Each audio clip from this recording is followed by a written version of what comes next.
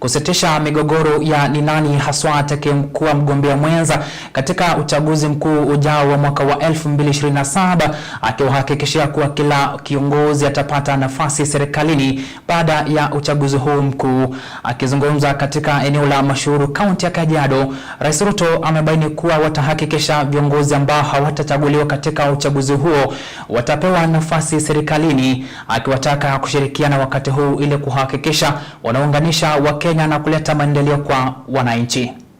Siasa za uchaguzi mkuu wa mwaka wa 2027 zinapoendelea kushika kasi, viongozi wa vyama mbalimbali wakionekana kuzidisha juhudi za kujipigia upatu kabla ya uchaguzi huo mkuu.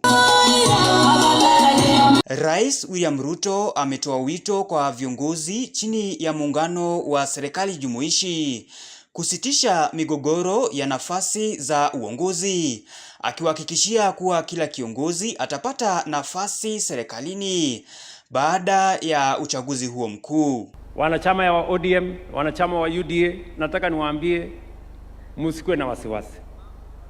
Wale watu watakaochaguliwa, wale ambao hawatapata nafasi, tunajua pia kuwapanga.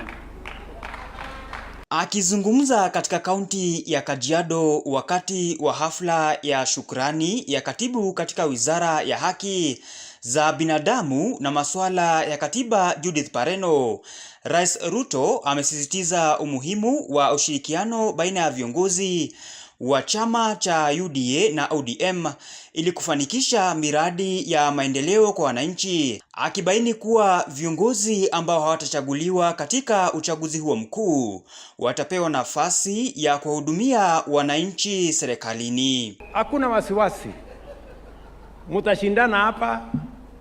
Yule ambaye atapata kwa mapenzi ya Mungu na kura ya hao wananchi, tutampigia makofi, tufanye kazi na yeye. Yule ambaye hatapata, mtu wa ODM akipata, yule wa UDA tutampangia mahali. Mtu wa UDA akipata, yule wa ODM tutampangia mahali.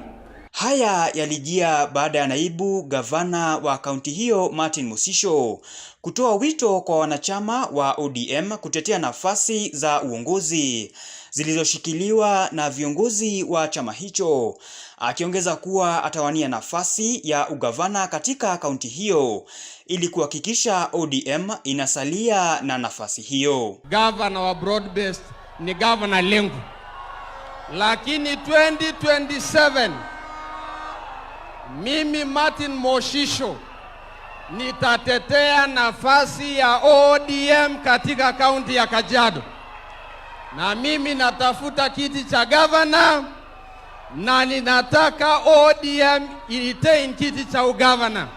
Kwenda mbele, lazima chama cha ODM itetea nafasi zake. Aidha, baadhi ya viongozi wa ODM wametetea ushirikiano wao na serikali.